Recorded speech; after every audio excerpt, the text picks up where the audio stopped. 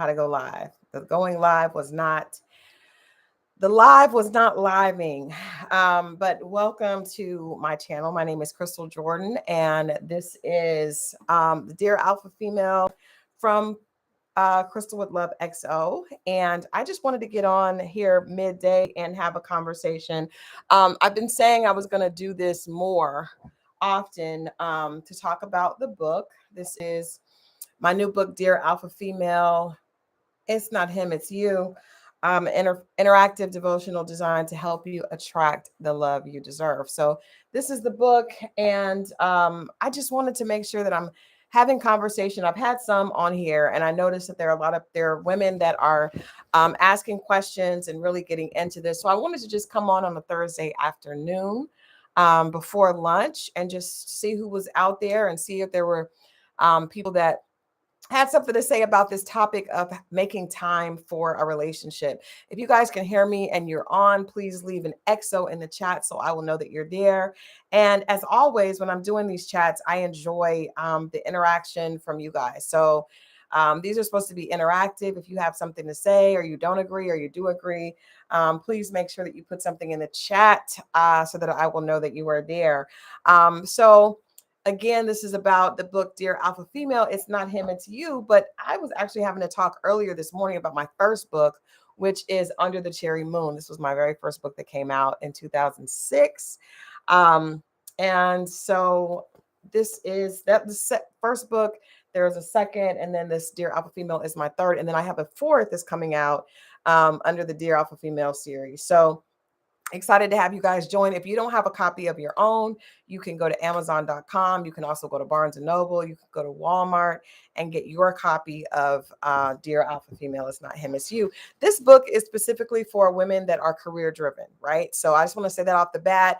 I should be saying that in every conversation. This is not for women. Hey, Stacy, thank you so much for that XO in the chat.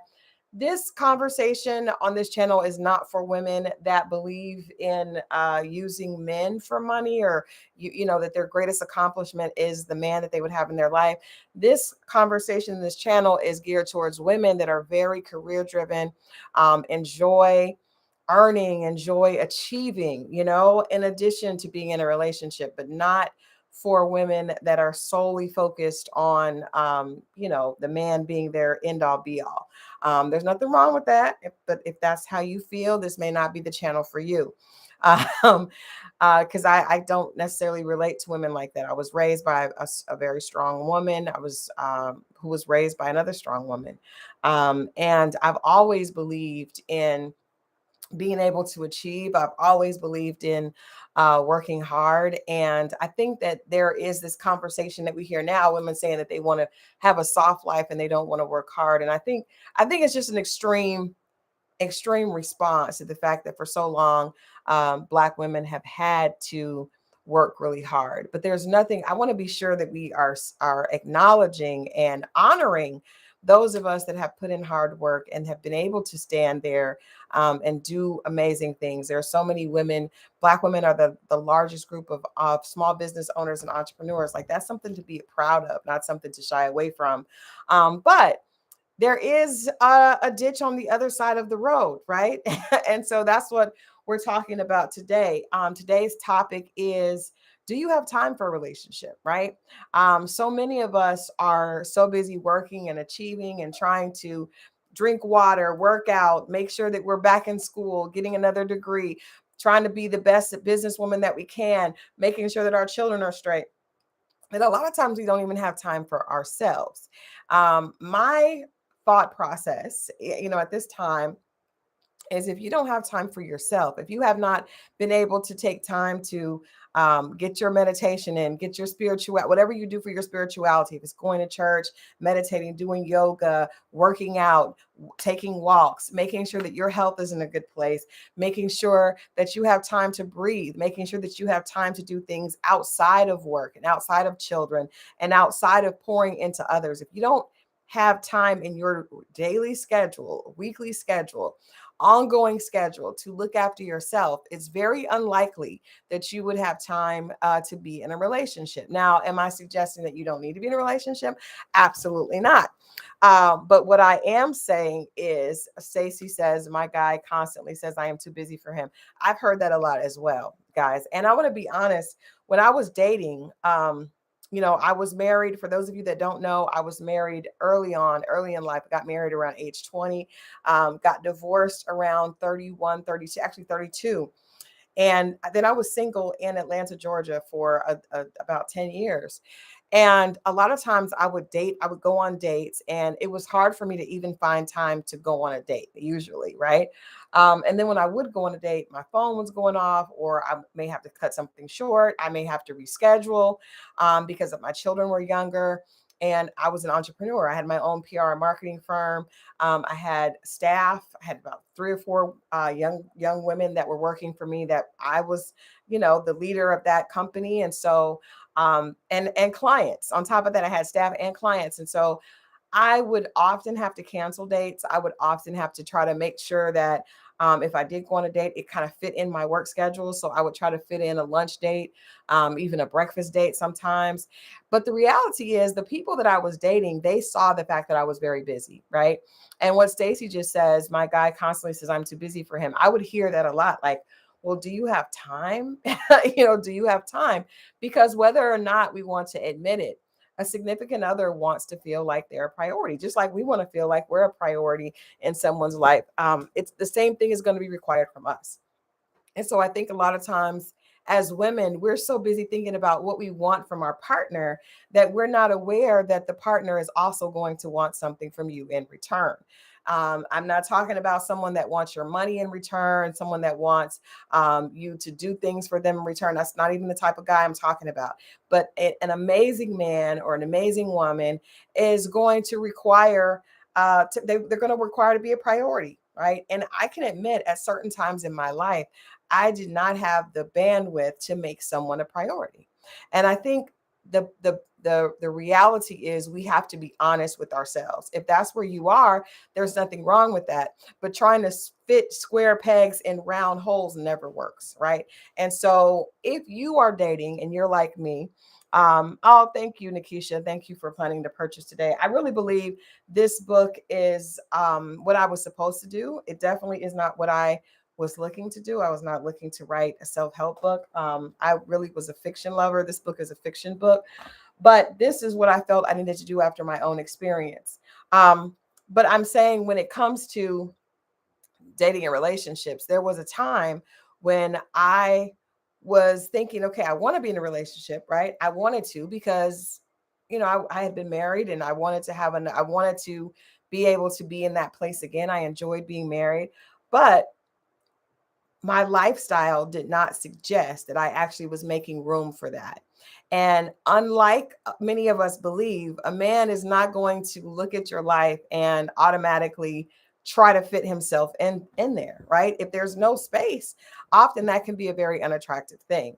I did not realize until much, much later, actually, right before I ended up meeting my husband now, that a lot of times me being busy, me rescheduling dates, me basically being consumed with work was something that men did not find attractive. And I think a lot of times women assume that that means the man is intimidated. That doesn't necessarily mean he's intimidated. It could just mean that he wants to be with a partner that has room and has already accounted for the fact that if she wants to be in a relationship, she's going to have to make someone else a priority. And that's not something that I had considered. And because I hadn't considered it, I'm not sure if many of my counterparts, my alpha females out there, have considered that as, either.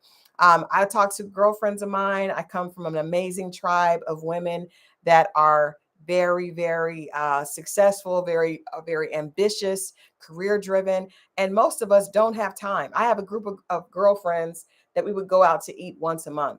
And a lot of times it was difficult for us to even get a day that would work with all 4 of us, right? It was just very, very difficult because everybody was an entrepreneur and everyone was doing things and everyone was busy. So if it's difficult for all of us to get a date to go and have lunch, right? And that's a part of my girl time. That's a part of my self-love. And that was difficult. So if that was difficult, how much more difficult would it be to connect with a guy on a consistent basis? This was just once a month, but to be able to connect with someone on a consistent basis, to try to date, right? And so I guess what I want to say, what I want to share today is, if you desire to be in a relationship, you have to start to look at what is that going to require from you. I think a lot of times we look at a relationship as for what do we need from a man, right? What do I want? Do I want a man that's able to come in and provide financially? Do I want someone that's able to come in and, be able to fix things around the house? I have a girlfriend that has a business that is, like it's printing, and it's a lot of actual construction work. And so she was like, wow, it'd be great if I had a guy that could actually help me with that. I actually was like, I need somebody that can pick me up from the airport when I'm traveling and I'm doing things. I don't have anybody that is around to do that. But I don't think I ever thought about, what am I willing to give? Like, where do I have space, and what am I willing to contribute, right? A lot of times when it comes to relationships, quite honestly, women just think, I'm going to be cooking. I can cook, I can clean, and I can have sex, right? And the problem with that is, I think men need a little bit more than just the cooking. An amazing man, right? For a healthy relationship, they're actually going to require you to be present, right? For me, I was cooking for my children. So I already had, that was something that was already happening because they had to eat, right? So the kids were being cooked for. But I remember thinking, when I was dating a guy that was a basketball coach. And he said to me, because my son played soccer and my daughter did competitive cheer. So I was very busy with my business, and those played club soccer, which, you guys, if anybody out there has a child that plays club soccer, oh my God, like it was like 3 or 4 nights a week practice, and then games every week. And it was expensive. And the same thing with my daughter. She was practicing competitive cheer 3 or 4 days a week, and then had competitions away from out of state and all over the place. So I remember I was dating this guy that was a basketball coach for a university, and he said, well, I'm going to put my games on the refrigerator, right? So that you can have your son's games, your daughter's games, and my games. And I remember I almost started to hyperventilate. I was just like, I am at wit's end. I don't have any more time. I literally don't have any more time. And so when he wanted to just pencil in, and I remember he looked at me and he was like, it's okay. It's okay. Cause I was like, I don't have I am at capacity. I'm at capacity. Um, and needless to say, that relationship didn't work because, of course, he wanted someone. He did not have children. He was open to dating someone with children, but he wanted someone that had time and space for him in their life. And the reality was, at that time in my life, I didn't. And I didn't realize that, right? I wasn't living. I think a lot of us are not living in reality. That's the difference between sometimes men and women. Women were just like, I know what I want, and this is what I want, and this is what I want to have. But if you have no time, men need time. Like I said, I have only dated men, so I don't know what it would be like dating a woman, but I'm assuming that she would need time as well. But what I do know is men need time. They want to be a priority. And just like I would want to be a priority in whoever's life I'm in, right? Everybody wants to feel special, but you have to realize that you have to be able to give what you want to receive. Stacey O says, I wasn't always this way until I got divorced. I have no fallback, so I have to stay on the hustle. That is why I wrote this book. That exact sentiment is why I wrote this book. Stacey, I am you, you are me. I feel like that one line that Iyanla taught us when I went on Iyanla Fix My Life was, I am not my sister's keeper. I am my sister. That was me. After my divorce, I had no fallback. I was my own security line, right? And so in that, dating was not necessarily a priority. I looked at it as a means to an end because I thought I wanted to be in a relationship. But the reality was, for a good part of that time, I really didn't have the time to be in a relationship, but I wasn't being honest with Crystal, right? But what was happening is I would go on dates with guys and it just wouldn't connect. And a lot of times girlfriends or other people would say, oh, well, they must be intimidated because you have a lot going on. And I would say to guys, like, I'm not asking you to pay any of my bills, so why do you have a problem if I'm busy? Well, they didn't have a problem. They just didn't have access to me. And that's not an attractive thing, So I didn't realize that. I did not know that. I had no idea that showing up, being someone that was, had a successful business going and was trying, that was a great thing and it was admirable. But the reality is there just was not time for a potential partner. When you want to date someone, when you want to get to having a relationship, you have to prioritize that time that you spend so you can begin to know each other on a deeper level. If you don't have time to even know yourself on a deeper level, it's very unlikely that you would have time to get to know a significant other on that same wavelength. So my suggestion to you ladies out here watching, and thank you so much for those of you that have tuned in, and for those of you that are watching this broadcast later, I appreciate every single one of you watching. Make sure that you are subscribed to the channel so you can hear more of this. But I think my suggestion to you would be to really get to know yourself and know what you have the space for. If in your life at this point you don't have the ability to make room for someone and give that person the same respect that you would want back, then it's best to be intentional and say, this may not be the best time for me, right? If I could look back and do things over while my kids were little, and I chose to make sure I didn't want my kids to suffer from being the children of a divorced home.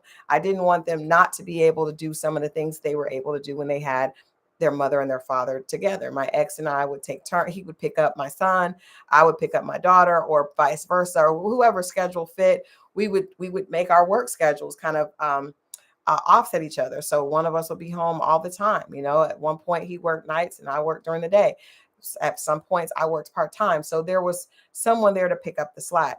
Once the divorce happened, there was no one there to pick up the slack. So everything was on me. And so the reality is, I remember dating a guy and we went on this date. It was a good first date. And I didn't call him and he didn't call me. And so a few years later, my son graduated from high school, right? And I posted on my social media that I was really proud of my son. He graduated from high school. This guy calls me up and he says, hey, would you like to go on a date?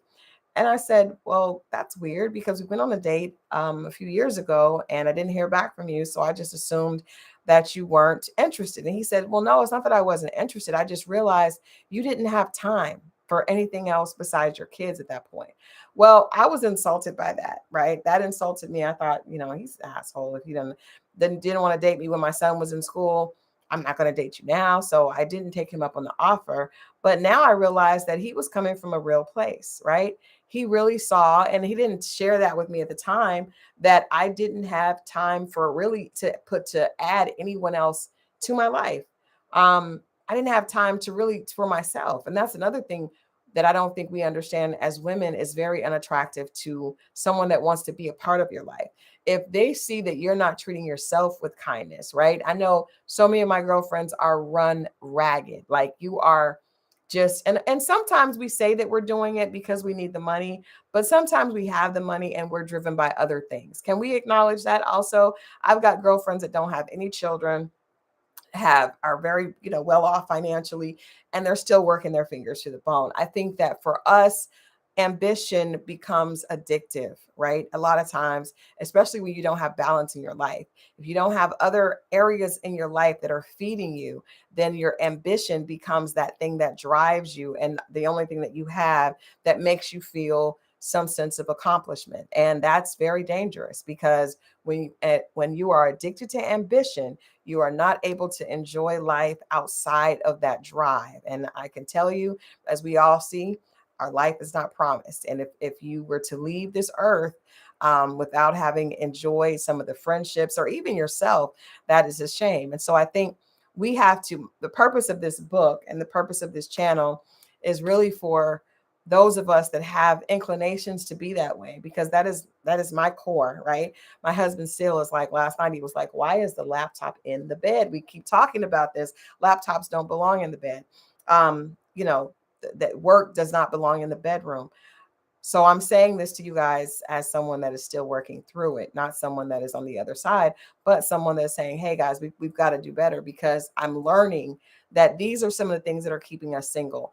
I did a girlfriend show this past weekend, and it was talking about, one of the guys was saying that Black women are single. A lot of Black women are single because they want men to pay for the relationships. That's a whole nother topic. And I don't think, like I said, I don't speak to those women. I speak to women that enjoy working and that are very, very, internally motivated, for things outside of a man's pocketbook. Not saying that we don't want a man to provide, but just saying that we're not the type of women that have been taught to just learn how to fry chicken and learn how to perfect your sexual skills so that you can get a man. That's not the women that I relate to. Even though there are a lot of them, and there's probably a bunch of other channels for them. But the channel that I have is for women that enjoy working and have always looked at life as something that they have the ability to be successful on their own, not just behind a man, but then also do want a relationship and want to find that balance. Probably want to find a complement to their drive and their ambition. And so I just wanted to do this today, to come on really quickly and just suggest to everyone out there, if you have gotten the book, that I asked women to make a list, right? Make a list of everything that you want in a partner, and then to cut that list in 5. And I'm going to ask you guys to do something else today. As opposed to making a list about what you want in a man, I would love for you all to write a list of what you are willing to give in a relationship. Write down everything. If you find yourself wanting to be in a relationship, praying to God to send your perfect match, praying to have that person that is the right one for you. If that's where you are, then I'm asking you to write a list down, an unlimited list of what you are willing to sacrifice, what you are willing to give to that relationship. And please do not put on there that you are willing. It can't be anything. It has to be things that you actually have to sacrifice, right? Because I think we say, well, I am the table and I am an amazing woman, and I want tangible things, sis. Like, I want you to write down what you are willing to sacrifice today if God sent you the man that you've been asking him for, right? Because if you're asking him for something, then and he gives it to you, then you must be prepared. You must be prepared. So I would love for you guys to write down your lists and then share them with me. We're going to have another conversation on Sunday, and I'm going to share with you what my list was and then what it has transitioned to becoming. Because this is something I was not prepared for. So I learned a lot, and I feel like when you learn, you have to share. So again, if you are watching today, I'm asking you to write down a list. You can keep it to yourself. You can write it in your phone. You can write it in your journal, in your diary, but write down a list of what you are willing personally to sacrifice to be in an amazing relationship. This has nothing to do with what you want from him, ladies, nothing to do with what you want from him, solely based on what you're willing to give to a relationship. And let's come back and have the conversation, part 2 conversation on Sunday. I love you all for watching. I look forward to continuing this conversation, and even more. You guys know we have a wonderful conversation with the couple from Put a Ring on It. I can't wait to share that. There's a snippet of that that's going to air tonight at 8:30, and then we have the extended version that's going to air at the top of next week. So make sure you look out for that. And there's always things happening. So make sure if you haven't subscribed to the channel that you have subscribed. And like I said, I love you all for watching. Enjoy the rest of your week. And I will be back on Sunday. We will talk about part 2. What are you willing to sacrifice for the relationship that you've been asking for? Let's talk about it. See you guys later. Bye-bye.